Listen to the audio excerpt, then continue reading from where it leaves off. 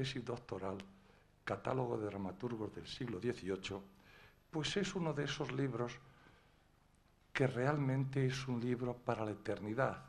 Es decir, el libro de Herrera Navarro, ese libro va a estar en funcionamiento durante muchísimos años. Probablemente, pues, 100 años, 200 años, porque es un libro que será muy difícil de superar, muy difícil de superar. Hará falta, evidentemente, pues un equipo de muchas personas, investigadores, para aportar más datos sustanciales a ese libro magnífico que hizo Jerónimo, este alumno, Jerónimo Herrera Navarro, del cual, pues, en fin, la Fundación se siente orgullosa y yo también, cómo no. La vida curricular de nuestro conferenciante, pues ha pasado por muchos países, ha dado conferencias en centros culturales, tanto españoles, universidades, centros culturales de todo tipo, en el extranjero, ha visitado países, ha dado sus ciclos de conferencias en la Universidad de Pensilvania, en Pittsburgh, ha dado conferencias en Louisville, en el estado de Kentucky, y en otras muchas partes. En cuanto a los libros, además de este que les acabo de citar, pues es autor de una bibliografía de Galdós. La bibliografía de Galdós es un gran libro. A Galdós le hacía falta una bibliografía seria y definitiva. La importancia de Galdós en la literatura española es definitiva. Galdós es prácticamente, junto al Quijote y la Celestina, y al autor de la Celestina, pues uno de los autores que más se estudian en Estados Unidos, por ejemplo, donde hay pues 1000 departamentos de español. Es más, hay una revista, Anales Galdosianos, y precisamente pues el director de la Asociación de Galdosistas, etcétera, fue el que le hizo a don Jerónimo Herrera pues una reseña de varias páginas en una revista prestigiosísima en Estados Unidos llamada Hispania, que es la revista de los profesores de español y portugués de Estados Unidos. Es una asociación que tendrá aproximadamente ahora pues unos 18.000 asociados, la American Association of Teachers of Spanish and Portuguese, que mis alumnos ya habrán oído alguna vez citar, pues ahí se le hizo una reseña extraordinaria precisamente por el presidente de esta sociedad galdosiana. Tiene también otra obra en la cual colaboré o colaboramos todos, el departamento, el Seminario Menéndez Pelayo, que es una bibliografía sobre Menéndez Pelayo. Ahí intervino el doctor don Julio Escribano, intervino Jerónimo Herrera e intervine yo. Es una bibliografía, bueno, no nos vamos a dar el autobombo, pero es una bibliografía que debía tener su mérito cuando, al publicarse todas las obras de don Marcelino en CD, en un CD extraordinario, pues allí introdujeron nuestra bibliografía. Nuestra bibliografía está allí incrustada. Tiene, evidentemente, algunos otros libros, otros en prensa. Justamente, pues, me acaba de comunicar que en el mes de diciembre, aproximadamente, pues me va a entregar un tomo que tendrá 2 volúmenes de la correspondencia de Campomanes, que tenemos aquí aún, pues se editó hace tiempo por Miguel Avilés, catedrático de Córdoba, pues se publicó el primer volumen, pues Miguel Avilés falleció en un accidente, etcétera. Había que seguir ese trabajo y don Jerónimo pues ha acometido eso con mucho empeño y posiblemente pues aparecerán esos 2 volúmenes o empezarán a meterse en prensa para diciembre. En fin, muchas actividades aquí en la Fundación, Don Jerónimo era el que preparaba muchas veces los carteles para estas conferencias, a las cuales vienen ustedes. En fin, que un hombre de la casa y un hombre, pues, el cual pues, nos enorgullece pues, en la Fundación, en el departamento, en el seminario Méndez Pelayo, y decirle a don Jerónimo que está en su casa, que los trabajos que está haciendo son dignos de alabanza, que estamos muy satisfechos de todo y que le dejamos para que nos hable de esa batalla que él tiene pendiente con el teatro, esta batalla del teatro en la segunda mitad del siglo XVIII. A ver qué es esa batalla, cuando usted diga, don Jerónimo. Muchas gracias, don Amancio. Y también quiero agradecer la asistencia de doña María Ruiz Trapero. Y para no perder más tiempo vamos a entrar ya en materia, que si no se va a retrasar el horario previsto. En primer lugar, quiero precisar el sentido del título y, por ello, de esta exposición. La expresión batalla del teatro, a lo largo de la historia, se ha aplicado fundamentalmente a tres cosas. Primera, desde el punto de vista estético, al enfrentamiento entre los partidarios del estilo barroco y los partidarios del clasicismo. Esta lucha se inicia en el siglo XVII y llega a su máxima tensión a mediados del XVIII, con la oposición entre partidarios del teatro nacional y partidarios del teatro afrancesado. Segunda, desde el punto de vista político-ideológico, al conflicto que se produce también desde el siglo XVII entre los partidarios y los detractores del teatro, que se intensifica en el siglo XVIII y lleva a un enfrentamiento entre la Iglesia y el Estado. Tercera, desde el punto de vista estrictamente teatral, se refiere a la batalla que se inicia a mediados del siglo XVIII también y perdura hasta la Guerra de Independencia, entre las compañías teatrales, empresarios, dramaturgos y público por un lado, los censores, revisores eclesiásticos y autoridades municipales por otro, y los reformadores ilustrados que se enfrentan a unos y otros para conseguir mejorar el espectáculo teatral. Estas tres perspectivas desde las que contemplar el fenómeno que estudiamos se separan conceptualmente para facilitar su análisis, pero en la práctica se dan simultáneamente y se superponen, constituyendo una única realidad múltiple o de varias caras que responde a un conflicto ideológico-político de extraordinaria magnitud que se mantiene hasta el fin de la Guerra de Independencia. Después de esta breve introducción, entramos ya en materia. El siglo XVIII europeo es conocido como el siglo de la Ilustración y de las reformas, de la enciclopedia, de los filósofos, principalmente Voltaire y Diderot, etc.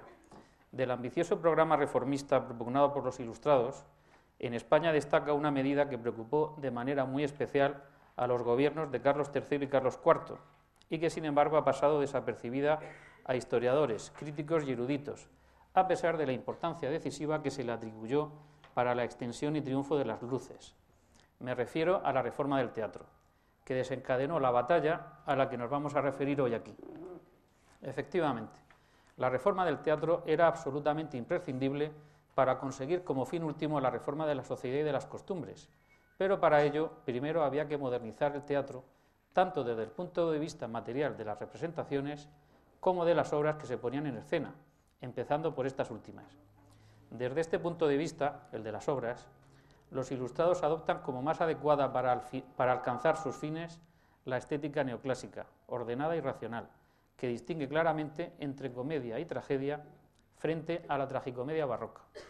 Según los neoclásicos, la comedia está destinada a corregir las ridiculeces de los hombres del pueblo, inspirando amor a la virtud y aversión al vicio, mientras que la tragedia, la representación seria de las acciones ilustres de los príncipes y héroes, va dirigida a la corrección y moderación de las pasiones mediante la representación de algún suceso que tuvo fin infeliz y funesto. Por tanto, la comedia y la tragedia, en la teoría neoclásica, se complementaban con el fin de conseguir la reforma de las costumbres. Pero ¿cuál era el estado en que se encontraba el teatro español y qué causas justifican tanto interés en reformarlo? España había quedado encerrada en sí misma después de los esplendores del siglo de oro, aislada del resto de Europa por una concepción religiosa que desconfiaba de todo lo que venía de fuera. La nueva Casa de Borbón reinante consideraba objetivo prioritario la penetración de las luces en todos los ámbitos de la vida española, para deshacer la oscuridad, es decir, la incultura, la superstición y el atraso que se había producido en todas las áreas del conocimiento, ya fuera en las ciencias, en la filosofía, en las llamadas artes mecánicas, en la estética o en la literatura. Dentro de este esquema general, los ilustrados conciben el teatro como un instrumento esencial para reformar la sociedad española y modernizarla, ya que este era el único medio, y el más eficaz también a su disposición, que les permitía llegar al pueblo llano para corregir sus costumbres, educarlo en la nueva moral y adoctrinarlo en los nuevos valores que predicaba la Ilustración, a saber, la laboriosidad, la austeridad, la honradez, la conformidad con el propio Estado, la condena del vicio y amor a la virtud, la exaltación del monarca como padre de familia, etcétera, etcétera.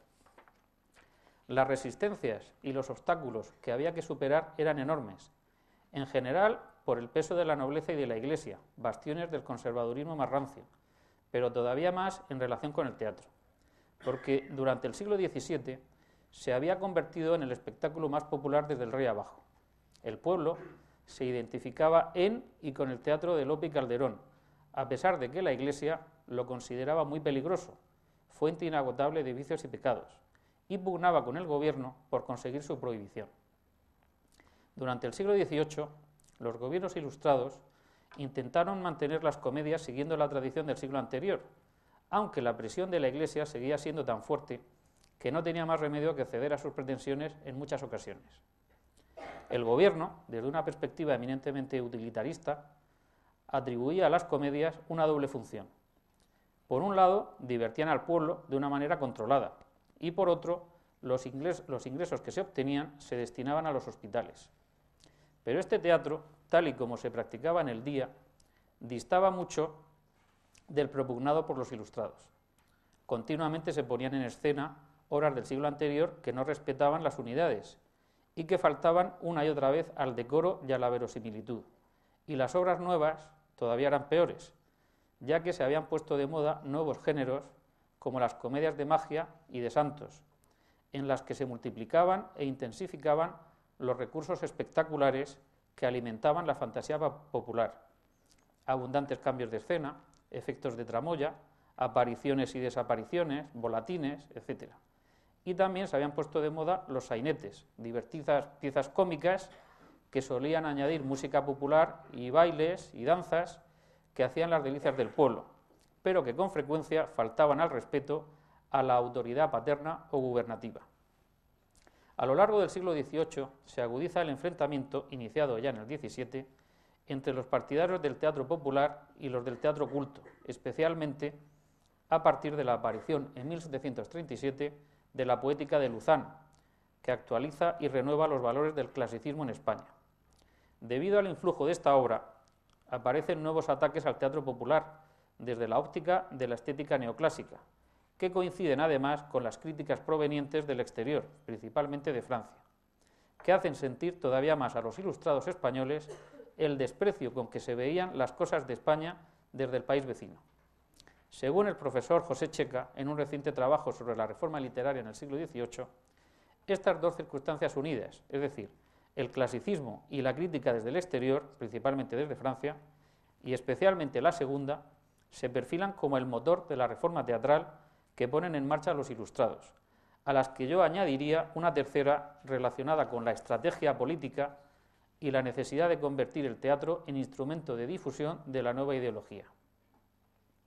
Efectivamente, en 1738, el francés Diderot de Castera vertió una serie de duras críticas contra el teatro barroco español, básicamente por su desprecio de las tres unidades y por la incapacidad de los españoles para escribir tragedias, lo que fue interpretado como un ultraje a la nación española. Ante esos ataques se producen dos reacciones opuestas. Por un lado, la de los que rechazan absolutamente estas críticas por injustas y por ello se reafirman en su orgullo nacional y en la defensa de nuestras comedias y de nuestros autores, como por ejemplo el Marqués de la Olmeda. Y la de los que ven razonables, por otro lado, esas críticas que se avergüenzan de las monstruosas producciones de nuestro barroco, como por ejemplo Blas Antonio Nasarre y Agustín de Montiano, y en consecuencia proponen medios o ideas para reformar el teatro tal y como estaba en el día, que como hemos visto era continuación o degeneración del que se hacía en el siglo anterior. Sin embargo, en este primer momento de la reforma, las propuestas no dejan de ser más que meras especulaciones teóricas que no se llegan a poner en práctica. Por ejemplo, las tragedias Virginia y Ataulfo de Montiano, que querían demostrar que efectivamente en España sí se escribían tragedias y además seguían las tres unidades. Sin embargo, esas dos tragedias no se llegaron a representar nunca. La realidad es que la tragedia clásica no era aceptada por el público español y, por tanto, el modelo estético neoclásico estaba encerrado en los círculos minoritarios de tertulias y academias y no conseguía influir en la práctica teatral. Este, más o menos, es el estado de la cuestión a mediados de siglo. Con la entrada del nuevo rey Carlos III en 1759, se renuevan los ímpetus reformadores y se ponen en marcha iniciativas que persiguen dar un paso más en la transformación de nuestro teatro. Ahora se utilizan los numerosos periódicos que ven la luz en estos años. José Clavijo y Fajardo, desde El Pensador, que se empieza a publicar en 1762.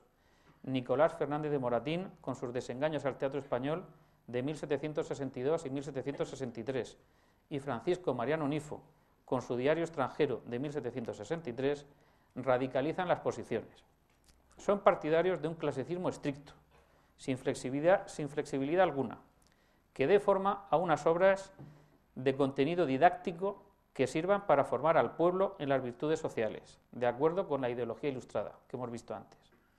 Están proponiendo una actuación política encaminada a convertir al vulgo en ciudadanos útiles al Estado, por lo que a su juicio el gobierno es el que tiene que tomar la iniciativa y adoptar decisiones drásticas como la prohibición de los tradicionales autos sacramentales. Alrededor de esta petición se multiplican los escritos a favor y en contra, lo que constituye una nueva edición de la polémica ya conocida del siglo anterior sobre la licitud de las comedias. Pero ahora se utiliza la prensa como medio preferente de debate, aunque no el único, ya que incluso llega a los propios escenarios. En este sentido, los años 1762, 1763 y 1764 son cruciales para entender la batalla que se estaba librando en el seno de la sociedad española en todos los campos, y muy especialmente en torno a la reforma del teatro, como vamos a ver a continuación.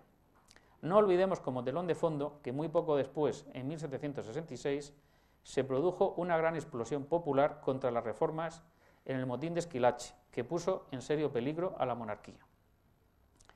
El aragonés Francisco Mariano Nifo, del que se cumple precisamente este año el segundo centenario de su muerte, uno de los primeros periodistas españoles y destacado reformista, siempre innovador, convocó en 1763 un concurso dirigido a los ingenios más sobresalientes de la nación para que desarrollaran en forma de discurso o de ensayo, como diríamos hoy, las respuestas a una serie de cuestiones sobre temas de interés general. El premio era la publicación de la obra y 6 pesos.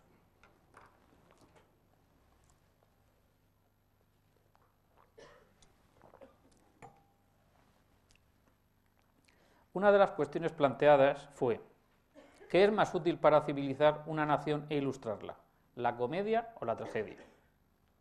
Tema candente en el día que provoca la escritura de una interesantísima disertación de autor desconocido que hemos localizado inédita en la Biblioteca Nacional y que constituye un testimonio directo, de primera mano, escrito en estilo llano, castizo y claro, de los términos en que se estaba produciendo este debate. En primer lugar, la pregunta, tal y como estaba formulada, delata las intenciones de los promotores del certamen.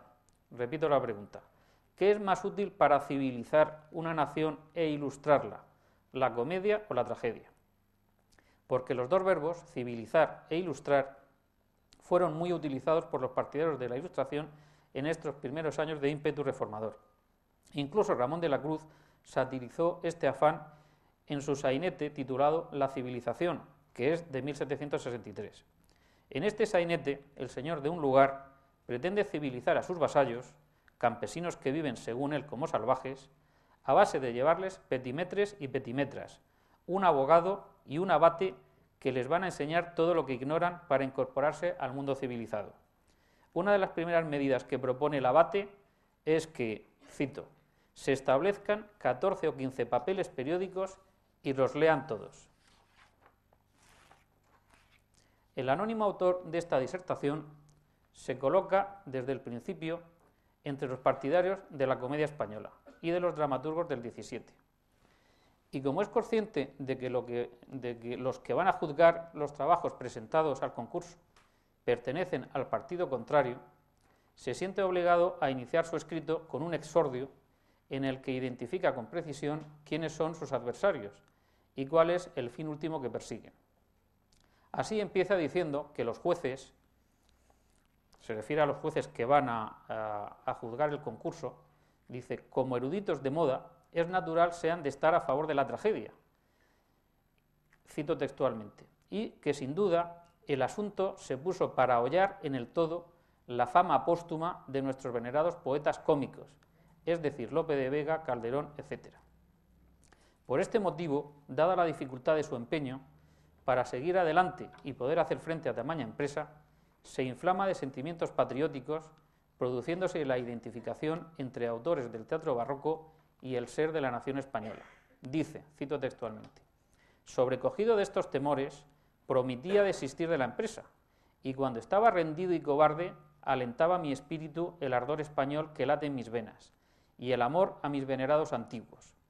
Sentía su deshonor, me afligía ver a mi querida nación tan abatida por los eruditos de este siglo, que quieren perseguir al mundo que España ha estado sin cultivo, tan bárbara como las Indias que están sin conquistar, ignorante de artes y ciencias, y con una incultura tal que por poco nos niegan la racionalidad. Fin de la cita. Observemos cómo coincide esta visión crítica de las reformas con el sainete de la civilización de Ramón de la Cruz que acabo de citar, y cómo, partiendo del teatro, generaliza sobre la situación de toda la nación. También llama la atención que en un momento tan temprano, en 1763, se use el término nación de una forma tan apasionada e interiorizada, refiriéndose a la nación española, cuando todavía es vacilante y ambigua su utilización. Por eso, el anónimo autor del discurso, aunque está seguro de que tiene razón, duda de que le vayan a dar el premio. Así dice, cito, si saliese condenado en el tribunal de los eruditos petimetres, apelo de él al de los doctos de pera y bigote, que como es ancha Castilla, según un refrán antiguo nuestro, no faltan en ella doctos de esta clase. Este exordio le he tenido por preciso mediante seguir un rumbo tan contrario a la opinión común en este siglo. Fin de la cita. Ahora todavía precisa más. Los partidarios de las reglas del clasicismo y contrarios al teatro español son los petimetres y eruditos de moda. Y además nos informa nuestro autor anónimo de que esta es la opinión común en este siglo, es decir, la dominante entre los intelectuales, que eran los que podían crear una determinada corriente de opinión. Por otra parte, como es sabido, los petimetres eran los partidarios de la moda francesa, que seguían hasta en los más mínimos detalles. Y enfrente coloca a los caballeros castellanos de pera y bigote. Vemos cómo poco a poco, se van perfilando los contornos del problema. Cuando ya entra por fin en materia, trata la cuestión clave a dilucidar. Cito. Según la opinión que quieren establecer el tropel de eruditos de estos tiempos, es la que voy a defender desatinada e infundamental, pues ¿cómo ha de ilustrar y fecundar una nación las comedias, y especialmente las de España, siendo unas piezas contra todo arte, y faltas de reglas, y sin seguir la ley impuesta de las 3 unidades de acción, tiempo y lugar?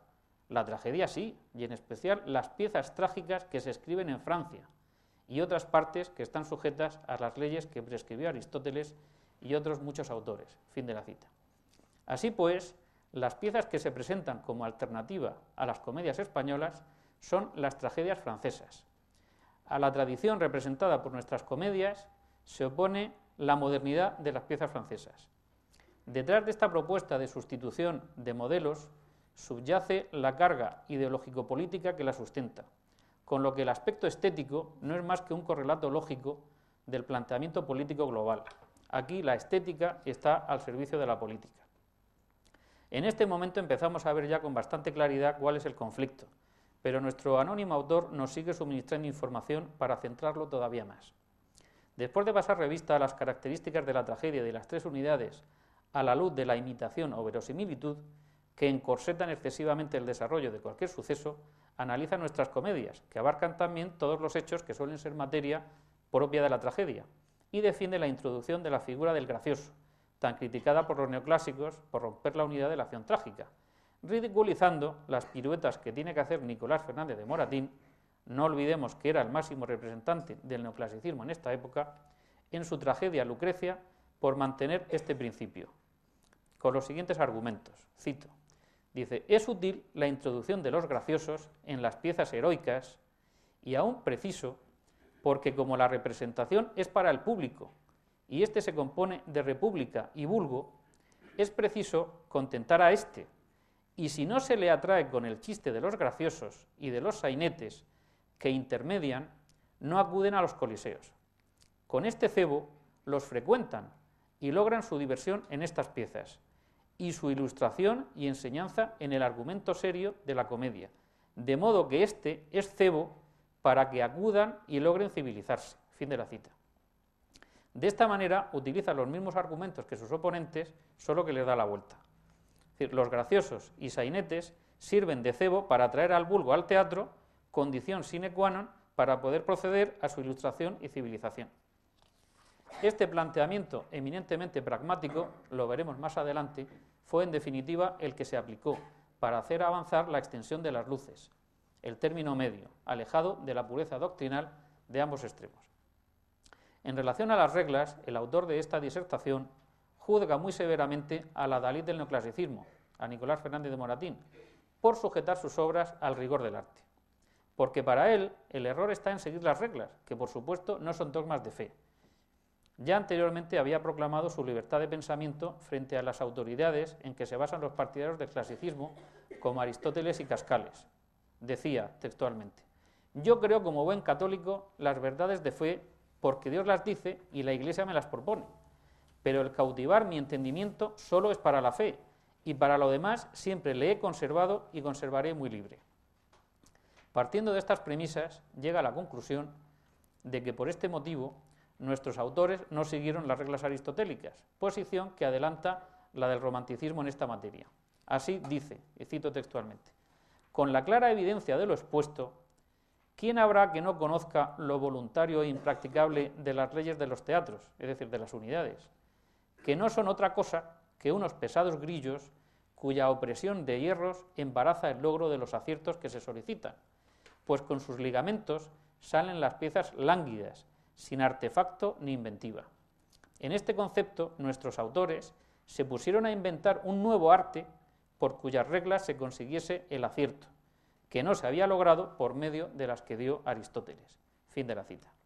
Por tanto, según este autor, los dramaturgos españoles del XVII, lejos del concepto negativo que merecían a sus críticos, eran ingenios superiores, por lo que el autor de la disertación da rienda suelta a su entusiasmo patriótico y desmenuza con detalle las causas de haber llegado, sin embargo, a una situación tan injusta, sacando a la luz las razones inconfesables que de verdad mueven a sus adversarios, es decir, a los ilustrados neoclásicos. Cito, los franceses, como de inferiores ingenios a los nuestros, pues es constante que jamás han tenido la perspicacia que los españoles, sin reflexión, han seguido las pesadas reglas y, emulados de las ventajas que encuentran en nuestras obras, no tienen otro desquite que maldecirlas, excitando a los secuaces que tienen entre nuestros españoles a que, hinchados de eruditos y con el traidor embozo de desapasionados, levanten el grito contra la común recibida opinión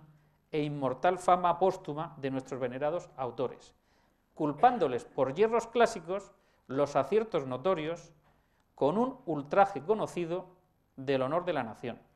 Pero no pueden negar que el método que siguieron nuestros autores fue, aunque despreciando estas leyes por inútiles, el más arreglado e ingenioso. Fin de la cita. Vemos cómo identifica a los eruditos de moda, a los críticos de moda, betimetres o, en definitiva, a los partidarios de las tragedias francesas, con los afrancesados que pretenden imponer a la nación unos patrones que les son absolutamente ajenos. Además, los términos que emplea, secuaces, traidor, embozo de desapasionados, son suficientemente ilustrativos de la consideración que le merecen sus adversarios. No lo olvidemos en el campo de la estética, pero queda claro que las relaciones entre estética, ideología y política provocan unas valoraciones que van mucho más allá. El enfrentamiento que traslucen estas palabras, al estar en juego conceptos tan superiores como el de patriotismo, dice textualmente con un ultraje conocido del honor de la nación, es de una dimensión tal que supera la simple crítica literaria y alcanza ribetes de auténtica soflama política. En este punto podemos sacar ya una primera conclusión. Nos encontramos en 1763, lejos todavía del motín de Esquilache, y se tiene ya plena conciencia del enfrentamiento que se está produciendo.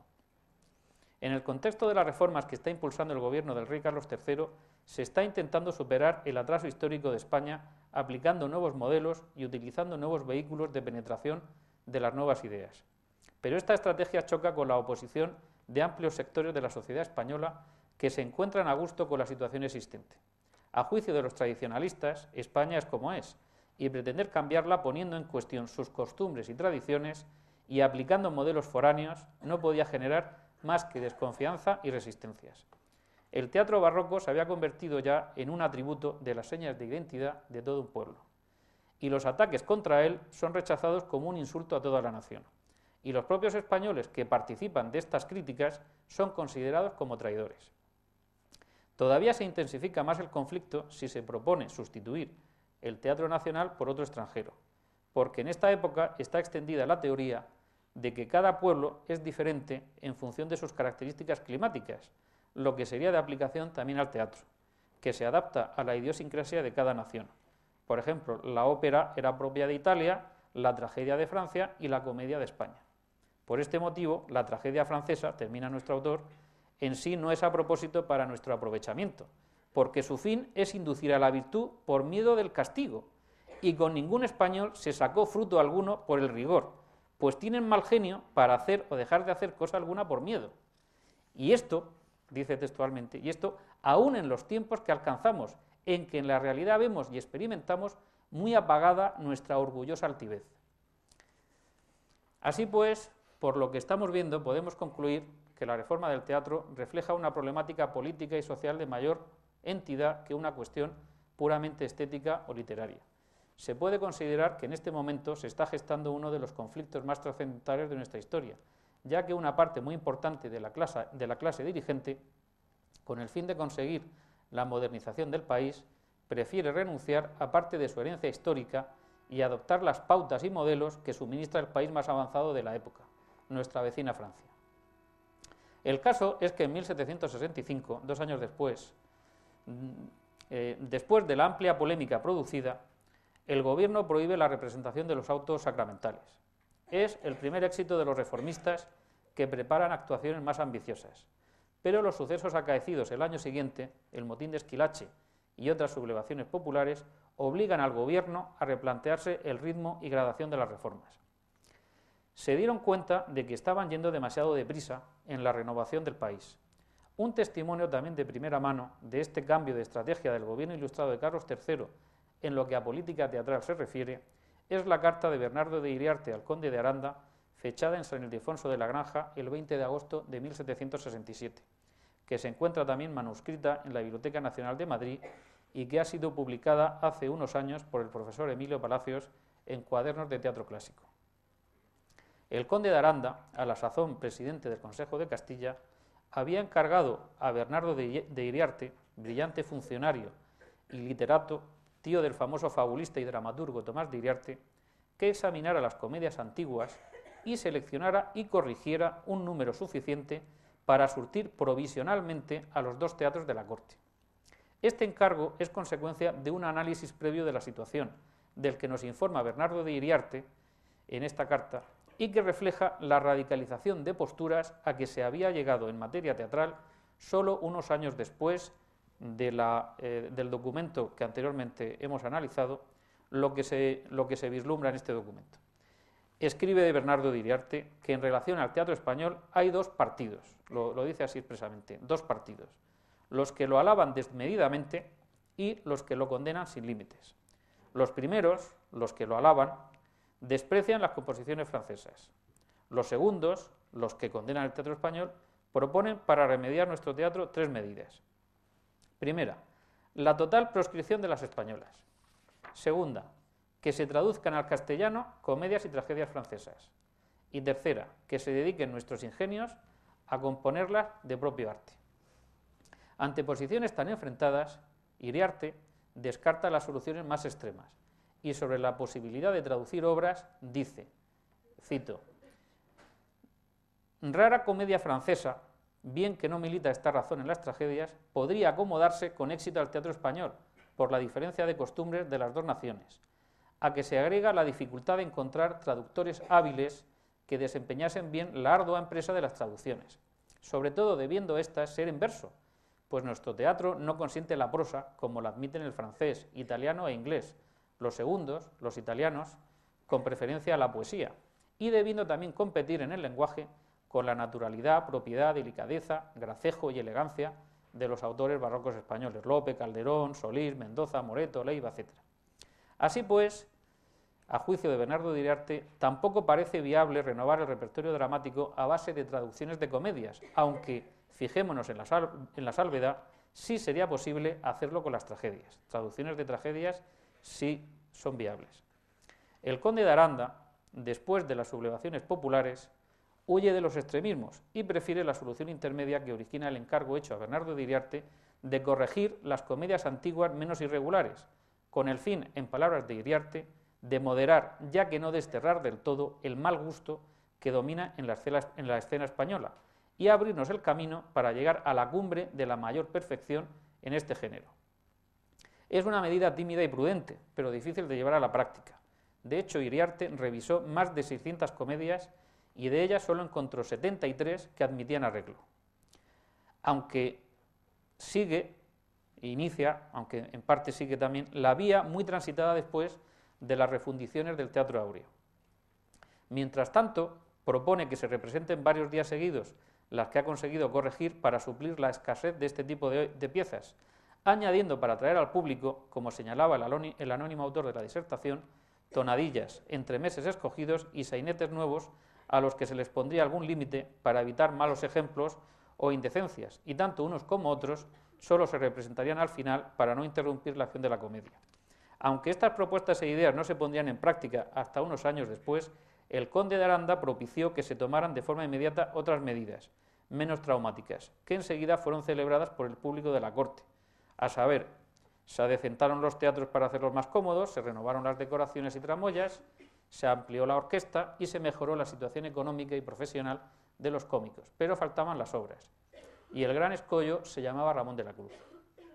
A pesar de la moderación de que hace gala el conde de Aranda, como acabamos de ver, había posturas más radicales y ridiculiza las modas francesas y a los partidarios de ellas, es decir, a los petimetres y petimetras.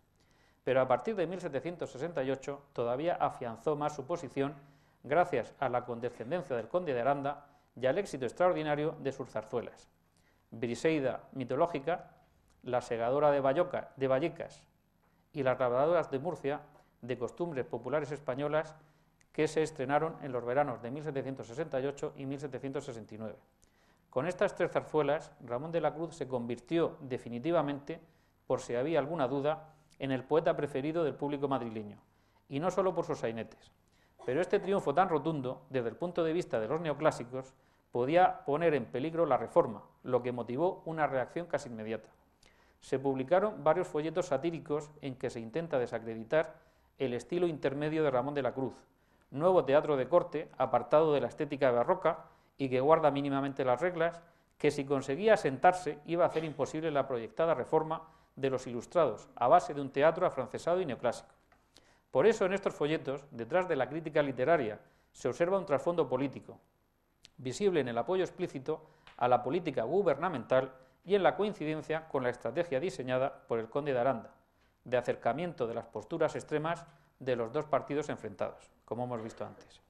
Sin embargo, en el folleto más importante, titulado Examen imparcial de la zarzuela, intitulada Las labradoras de Murcia, que se publicó en Madrid en 1769, se considera fracasada ya la política reformista moderada del conde de Aranda, porque lo fundamental seguía igual, es decir, las obras que se ponían en escena, gracias al monopolio del sainetero Ramón de la Cruz, que era el único responsable de la decadencia del teatro, y por eso el autor de este folleto, llamado José Sánchez, nombre que esconde a algún miembro de la tertulia de la Fonda de San Sebastián, propone un programa de reformas que parte del principio de que sólo se conseguirá el objetivo deseado neutralizando la influencia que Ramón de la Cruz tenía sobre los cómicos y terminando con su monopolio dramático.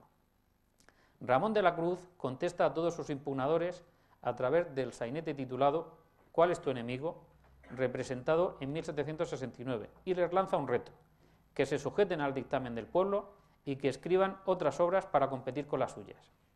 De esta manera la pelota quedaba en el tejado de los neoclásicos, que responden con la tragedia de Nicolás Fernández de Moratín, Ormesinda, estrenada el 12 de febrero de 1770. Retengamos esta fecha, febrero de 1770, porque este va a ser el año clave de la reforma del teatro.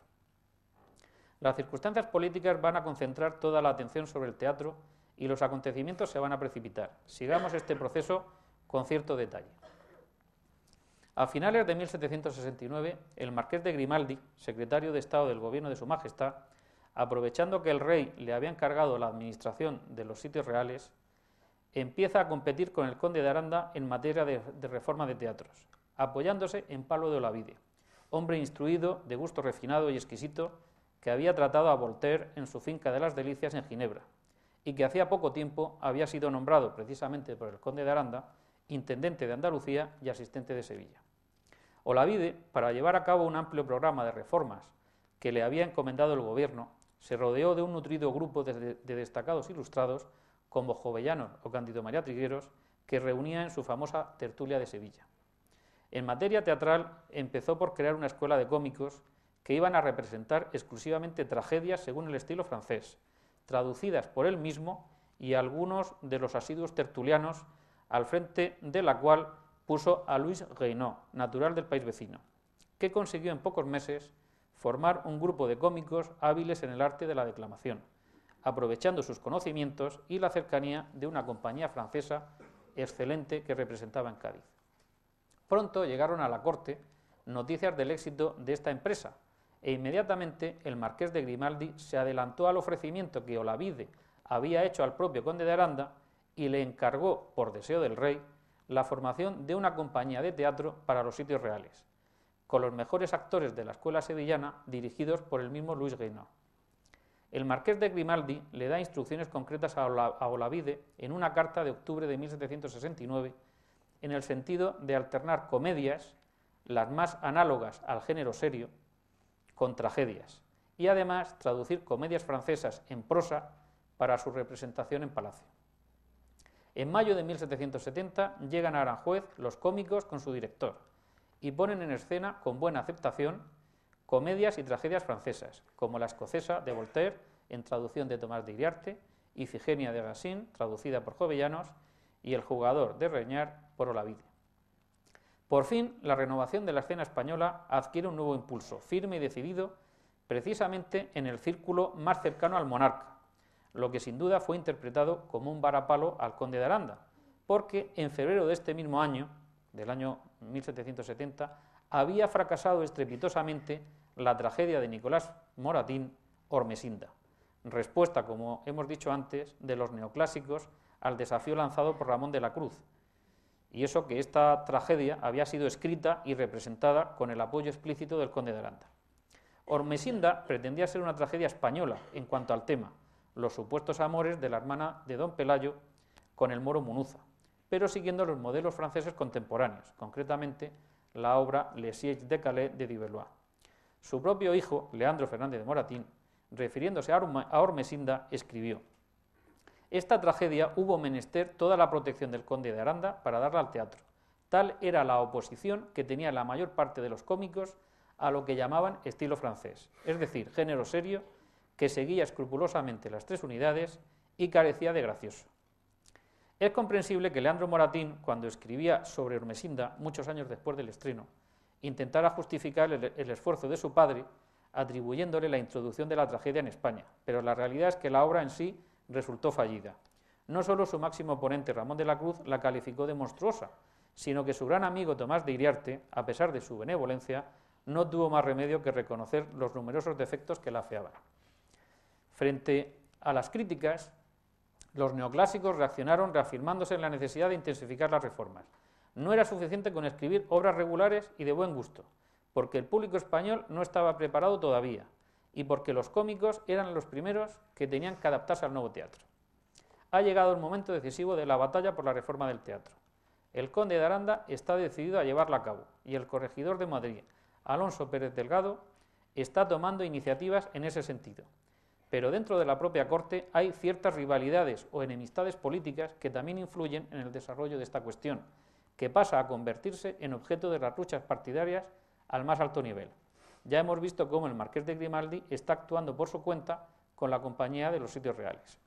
Es verdad que el conde de Aranda estaba siguiendo una política teatral un tanto ambigua. Por un lado, brinda a Ramón de la Cruz la oportunidad de afianzarse en su monarquía dramática con las zarzuelas y, por otro lado, sigue siendo el máximo protector de los neoclásicos. No cabe duda de que por esta ambigüedad está recibiendo las críticas de los más radicales, que consideran ya fracasada su reforma, cuando apenas se ha iniciado. Probablemente esta puesta en cuestión de su política, más la actuación del marqués de Grimaldi en los Sitios Reales, fueron las causas que le llevaron a acelerar el ritmo de los cambios. Un hecho fortuito, poco conocido, vino a propiciar las nuevas medidas que el conde de Aranda improvisó ese mismo verano de 1770. El francés Louis Guinaud, el director de la Compañía de los Sitios Reales, por algún motivo muy grave que se mantuvo en absoluto secreto, fue cesado con fecha 26 de junio del mismo año de 1770, es decir, solo mes y medio después de su llegada a Aranjuez con la Compañía Sevillana. Grimaldi le ordena que se traslade inmediatamente a Cádiz y que no hable a nadie de lo sucedido. Sin embargo, el francés solicita pasar antes por la corte para procurar encontrar otro medio de vida. No sabemos qué ocurre a continuación, pero nos podemos imaginar que al conde de Aranda le vino como anillo al dedo su llegada a Madrid y su disposición a buscar nuevo acomodo, pues muy poco tiempo después, en agosto, por indicación del conde, el corregidor de Madrid le nombra director de los dos teatros de la corte y maestro de declamación de los cómicos con el espléndido sueldo de 24.000 reales anuales, y también nombra corrector de comedias y sainetes al neoclásico Ignacio López de Ayala, catedrático de poética de los Reales Estudios de San Isidro, con el sueldo más modesto de 6.000 reales. Si tenemos en cuenta que para pagar estos sueldos el conde de Aranda tomó la impopular medida de subir el precio de las entradas a los teatros y la improvisación con que se hizo todo, podemos suponer la posición tan forzada en la que se encontraba. Precisamente, la improvisación fue la causa principal del fracaso de este nuevo intento, el más ambicioso de todos los que se habían puesto en marcha y de todos los que se habían proyectado. Ahora, el conde de Aranda pasa directamente a la acción sin haber definido previamente los pasos a seguir. La documentación que se conserva en el Archivo Municipal de Madrid sobre este asunto demuestra que las instrucciones del corregidor de Madrid al nuevo director de los teatros se elaboran sobre la marcha, lo que provoca contradicciones y rectificaciones. Para la temporada 1771-1772 se forma una compañía única con algunos papeles dobles. En el Teatro de la Cruz solo se representan comedias españolas corregidas y de cuando en cuando en el Teatro del Príncipe, el otro teatro de Madrid, tragedias y comedias francesas alternando con zarzuelas. De esta forma se acaba con la tradicional rivalidad de las dos compañías de los dos teatros de Madrid, que se llamaban popularmente la de los chorizos y la de los polacos. El nuevo director de teatros tenía amplios poderes para tomar las medidas que estimara pertinentes con el fin de corregir los defectos de los cómicos y de la puesta en escena. La Compañía de los Sitios Reales cedió a las de la corte las tragedias y comedias francesas traducidas que ya había estrenado y que eran la gran baza con que contaban para imponer el buen gusto y las obras arregladas al arte. Además de estas, solo se estrenaron 4. Mitrídates de Agasín, traducida seguramente por Olavide. Mustafá Triunfante, de Ramón de la Cruz. Don Sancho García, conde de Castilla, tragedia original de José Cadalso. Y El misántropo de Molière, traducción de José López de Sedano. Como vemos ahí, de ambos bandos. Las tonadillas y sainetes se sustituyeron por ballets y conciertos de música. Se puso algún sainete aceptable, pero no nuevo. La experiencia reformista, que duró 3 años, fue un absoluto fracaso. Era casi imposible conseguir que los cómicos aceptaran la autoridad de un francés, que les quería imponer un estilo totalmente extraño y que no respetaba sus costumbres y tradiciones. Además, el público no aceptó tampoco los cambios, porque el resultado en el escenario no fue bueno, y las recaudaciones bajaron en picado. Para resarcirse un poco de las pérdidas, tuvieron que representar algunas de las comedias monstruosas que pretendían proscribir, como las populares comedias de magia. En definitiva, después de tantos años de discutir sobre la reforma, hubo que echar marcha atrás y dejar las cosas como estaban. El propio Nicolás Fernández de Moratín reconoció el fracaso y culpó de ello a la incapacidad de Louis Renaud por ser francés y no entender las costumbres de la nación. Si exceptuamos el hecho relevante de que Renaud fue el primer director de teatro que hubo en España, ya que anteriormente no existía tal figura, en su actuación no hay nada que destacar. Con la caída del conde de Aranda, acaecida en 1773, la reforma quedó sentenciada de muerte, a pesar de que algunos todavía tenían esperanzas de superar las dificultades y conseguir el objetivo que se habían propuesto, aunque ahora se hacía hincapié, más que en las obras, en la adecuada interpretación de los actores. En marzo de 1774 se suprimió el cargo de director de los teatros, volviendo a la situación anterior.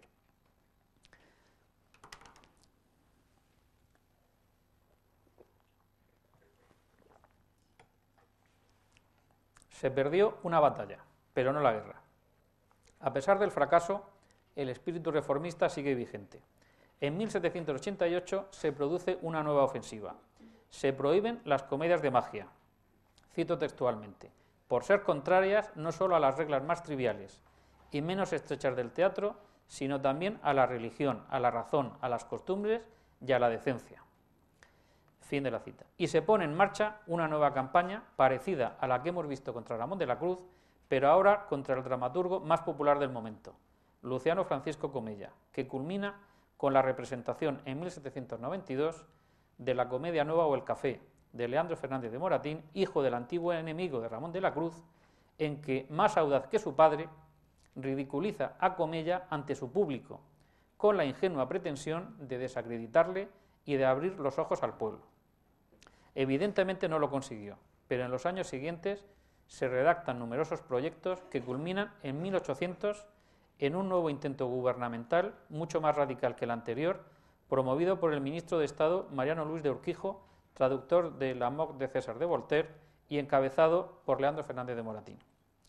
En esta ocasión, el gobierno ya no hace hincapié en la tragedia, solo intenta modificar las estructuras teatrales con el objetivo de que los auténticos poetas, los poetas neoclásicos, puedan poner en escena obras escritas según las reglas del arte y mejorar la dignidad de las representaciones. 30 años después, la historia se repite, aunque ahora se partía de un detallado y ambicioso plan elaborado por el censor de comedias Santos Díaz González, que al final no resultó realista. El primero en fallar fue Leandro Fernández de Moratín, nombrado director de teatros, que renunció antes de empezar las representaciones. Pronto se vio que no era posible equilibrar los elevados gastos iniciales con los ingresos, por el boicot del público a la reforma que olía demasiado a afrancesada. En 1802 se dio por terminada esta corta experiencia. No obstante, a pesar de los fracasos, las ideas ilustradas se han ido abriendo camino y han empezado a calar en la población. Se han introducido importantes mejoras en los teatros y en la puesta en escena.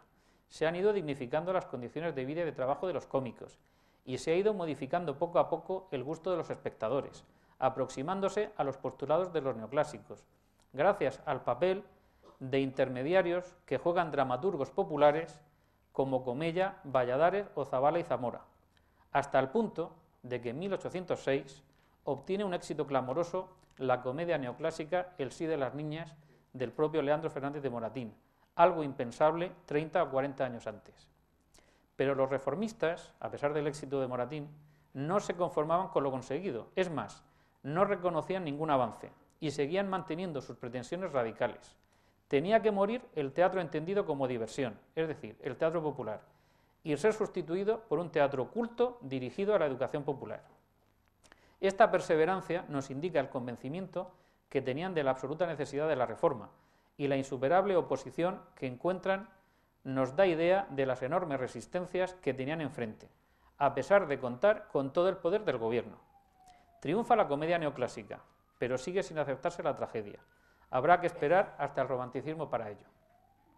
Así pues, ya para terminar, podemos concluir que la introducción del teatro francés, sobre todo de la tragedia, Fracasa porque una parte importante de la sociedad española fue consciente y se opuso al afrancesamiento que se estaba produciendo, como hemos visto, en un momento tan temprano como 1763, y que el rechazo a estas reformas, en buena medida, respondía a la existencia ya en estos años de un sólido y acentuado sentimiento de identidad nacional que reaccionaba ante el intento de sustituir la tradición española por la modernidad francesa.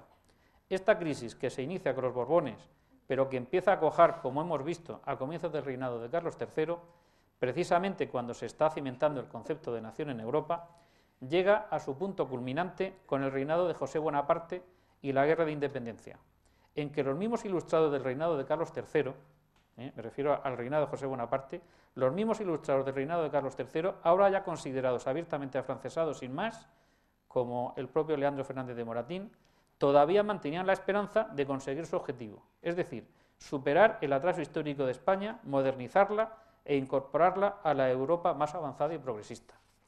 Con el final de la Guerra de Independencia se acabaron definitivamente los afanes reformistas después de 50 años de luchas ideológicas y estéticas que enfrentaron a las dos Españas, la de la tradición y la de la modernidad, la de la religiosidad extrema y la laica, la conservadora y la progresista, con el mundo del teatro de fondo. Nada más. Muchas gracias.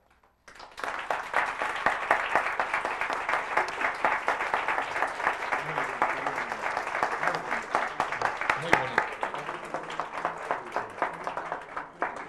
Se levanta la sesión. Buenas noches. Muchas gracias.